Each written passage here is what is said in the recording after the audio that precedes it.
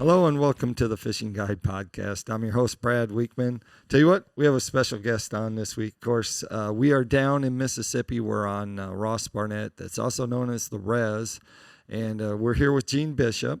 And I guess I'm going to give your intro. So how's that? I'm going to say Gene is one of the only person that lives in Ridgeland, Mississippi that has won the BASSMaster Open. Correct. As far as I know, that no local has ever won a BASSMaster Open on the Ross Barnett Reservoir. So so we wanted to do that. Look at that. Of course, in 2015, and then they have the win and you're in deal. So I was able to qualify to fish the 2016 BASSMaster Classic at Grand Lake, where Edwin Evers won that year, where he caught the big 29-pound bag at the last day in the Elk River. You probably was there. Yeah, I was there. I was actually there. Yeah. Right. Yeah. So that's pretty cool. So we've had people that have won the BASSMaster Classic on the show, and we've had Angler of the Year like Scott Canterbury and some of them. So it's always cool to have some more of you guys that have been in the big show and be fishing. So, we have to start. You have a YouTube channel. So we want to talk about that because we have our YouTube channel too of the show. So tell us a little bit about your show. Why'd you start doing it and what's it about? How's it? Well, I mean, of course, I've always had a passion for fishing, and I thought, I've always had a dream to be Bill Dance when I was a kid. And of course, back in the day, you had to do a deal with TNN and all those big networks if you wanted to have a show. And of course YouTube came around, and I was hesitant at first, but then I saw some people like Richard Gene the Fishing Machine that had 200,000-300,000 subscribers, and he's just fishing out of a little aluminum boat. And so that made me realize that you didn't have to have all the super duper great up to date equipment to build a following, because a lot of people, just relate to just a down home, so-called redneck that likes to go fishing, so that's why I started it, and it's going pretty well, I think. Right. How long have you had that?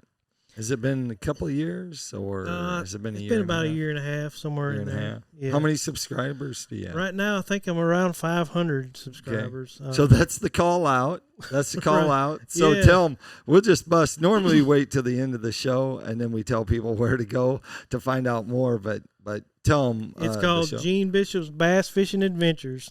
There you go. Well, that's pretty cool. Straightforward. How'd you come up with the name of the show?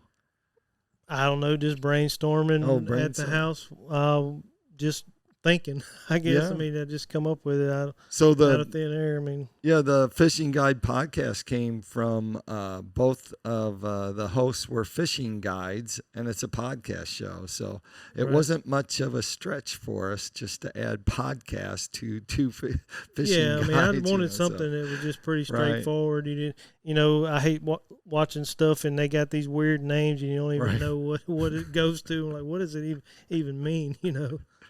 So tell us what's your favorite show of all the shows that you did? Which one? If the people were watching or they're listening and they want to watch what you think is your favorite show that of all times, on your channel, what show is it? I got one called the 7-pound ditch pickle. I caught a 7-pounder on a War Eagle buzzbait up under a cypress tree way up the Pearl River on the Ross Barnett, and I mean, he came up and clobbered it. I mean, he was huge. Wow. The biggest fish I caught in 2021. So that was probably my favorite one. And you got it live? Like I got it live. Yeah, I just wear a chesty. How cool is that? Yeah, I mean, I just wear a chesty and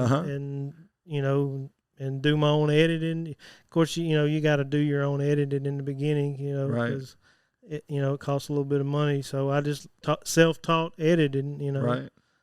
So it ain't that hard. Is there anything crazy happen? I mean, you got to think Ross Barnett, full of gators, birds, all kinds of stuff. Surely something's probably happened that's been a little unusual. Well, I see a lot of alligators out there. I mean, one day I was throwing a frog across a big grass mat, and Right. I seen a little alligator come across about 8 inches long, and then I started looking, and there was like 30 of them in like a wad. Wow. I guess she had just laid them or whatever, and then I hear some grumbling, and I look over there, and about 5 feet from the boat, there's a head about that long, and I was like, I better get out of here before I make her mad, defending her baby. So I think they get pretty territorial when they got the little bitty ones around them. They were kind of just sitting on her head, and I was like, I better ease out of here. Ease out of that. Yeah. Swimming, huh? So you don't do a lot of swimming I wouldn't recommend it. I mean, people do it, but I wouldn't recommend it. I mean, there's some 11, 12 footers out there, That's some good ones. Well, let's talk about fishing, because are you originally from this area, or did you move to this area? Well, I was born in Jackson. Okay. Jackson's right here. Grew up in South Jackson, and then moved up here about 5 minutes from the water about 15 years ago, so I can get off work and be on the water in about 5 minutes right there at the Cock of the Walk or the Madison Landing. Right. Huh. So I love it. Pretty close. And so having lived here all the time, you kind of know the season, you kind of know where the fish are, so we're going to kind of tap your knowledge. So we're going to find out more about what these fish are doing here, and how you would catch them if you came to the res to go fishing. How would you fish for them in the spring? What lures would you use, and kind of what area of the lake would you kind of focus on? And we're talking about bass fishing, but there's great crappie fishing here too, and catfishing too. So, typically, what my rule of thumb out there is, in the spring, if the water is like 55 degrees or lower, I just like to go hit the riprap with a red rattle trap, because it seems like the fish are still on those 45-degree banks, and they're kind of just cruising, maturing their eggs.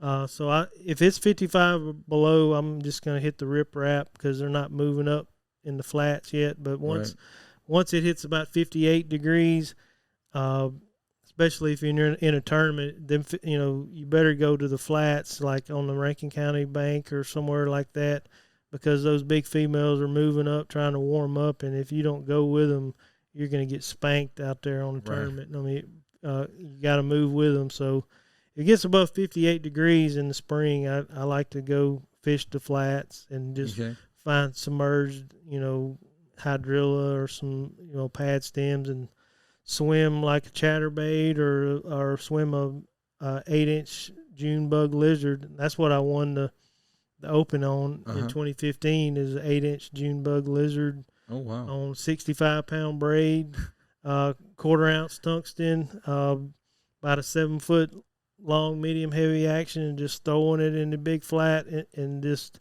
barely reeling it through the pad stems, and you just feel one little tick, and so that's what I do in the spring. And then now we're coming into summer and things have warmed up. Where do you start? Do you stay down towards the dam, or what end do you kind of go to in the summer? And what lures are you fishing? Right. Well, in the summer, I mean, we got like the spring, and then it goes into April and May. So I guess that's what, like late spring or whatever. Now, the water will start to clear up a little bit in the upper river portions, as long as we don't have a big rain.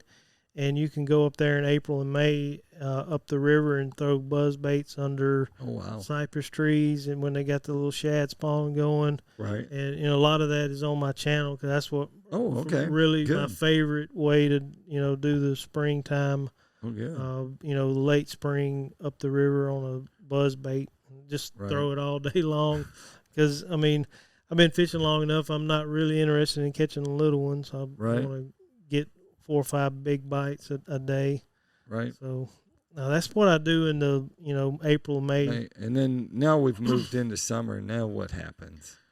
Well, the water starts to drop up under them trees and gets clear, so that stops working, and I move down to the lake and and the fish will start moving out to those first little drops on the main lake. You know, they'll go out to little drops where it's like 2 foot of water on top, right? And you might be sitting in like 5 foot with the boat, and typically there'll be some hard bottom type stuff with some stumps like shells or hard clay, and I just drag a Carolina rig and just whack them.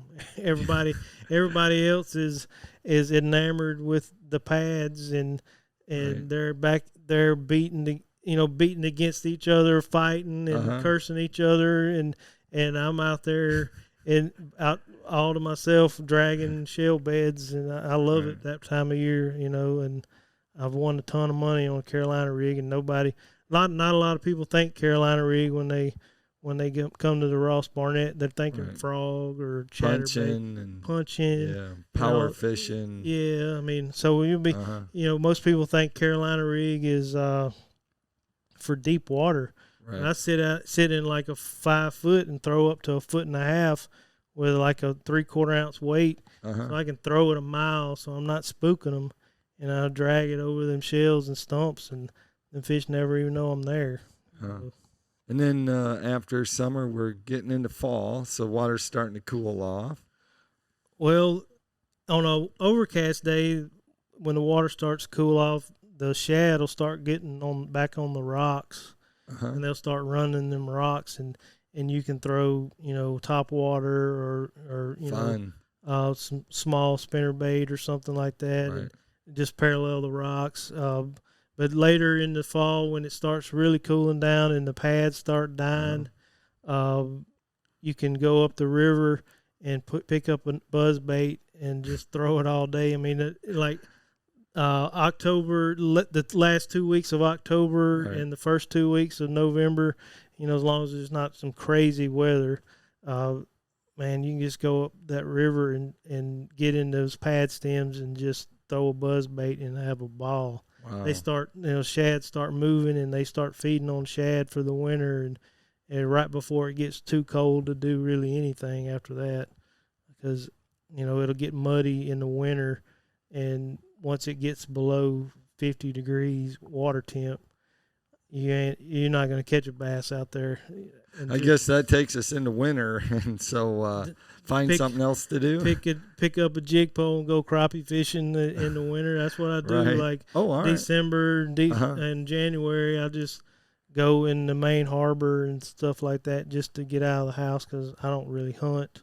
Right. So you're doing crappie fishing. So we'll break into crappie fishing some. Are you using minnows, or are you using plastics or I usually flies? Just tie my own jigs, the marabou jigs, usually just tie orange marabou with that green Chanel, that green gold Chanel, and that works pretty good. In main harbor, using a float or slip bobber, or just casting, just pitching. Watching my graph and getting into old creek channels out there, and especially in main harbor, there's a creek that runs through the middle of it, and they'll be just packed in that creek channel, and it'll be freezing out there, and you just follow that creek channel and watch, just drop a jig down and just watch it on your graph, and they'll come up and eat it. Wow. Yeah, it's pretty fun. So what's the length limit on crappie on this lake? I don't think there is one on Ross Barnett, and I believe it's 30 per person. 30 per person. But there's no. I don't believe there is a length limit. All right. Always make sure you check your local Game and Fish Commission and find out what that is, because we're not endorsing people taking short fish, only legal fish. But yeah, so that's pretty good. Then you're getting your fish for the summer at least. Yeah, stock up fillets, for the rest of the year, in December and January, Right. And then, of course, February comes along, and then you got to get to break out the bass stuff again. So. Right. Well, that sounds pretty good. That takes us to tackle time. we were talking about tackle, and Tackle Time sponsored by PICO Lures. PICO Lures has a complete line of hard and soft baits, and of course they have some that will catch crappie. Even down here at Ross Barnett, we have soft plastics and we have marabou jigs. If you don't want to make your own, Bunny Butts is one very popular one that has some flash and some marabou in it, so you can get them. Of course, all the hard baits like crankbaits, and they got poppers, and they got the PICO perch, and you can use them and catch the bass that are down here. So pretty exciting. It's good. If you want to check out more about PICO Lures, make sure you go to their website at picolures.com. If you want to find out more, and I know we talked about it, but let's say it again. What's the name of your YouTube channel? Gene Bishop's Bass Fishing Adventures. Okay. So that's where you need to go to check his out. He's got over a year and a half of good stuff on there, and you got bass fishing. If you like crappie. Well, I don't have any crappie. Oh, you don't? Yeah. But if you like watching, you need to get some on there. I do. People want to watch that. I am. That's my plan. Okay. But if you like good topwater action and buzzbait fishing, that's the channel you need to go to, because I got it all. They're all coming up out of the water exploding. So. Oh yeah. That's the good stuff. Anyway, it sounds good. Like I like to end the show, make sure you keep your hook sharp and your lures in the water.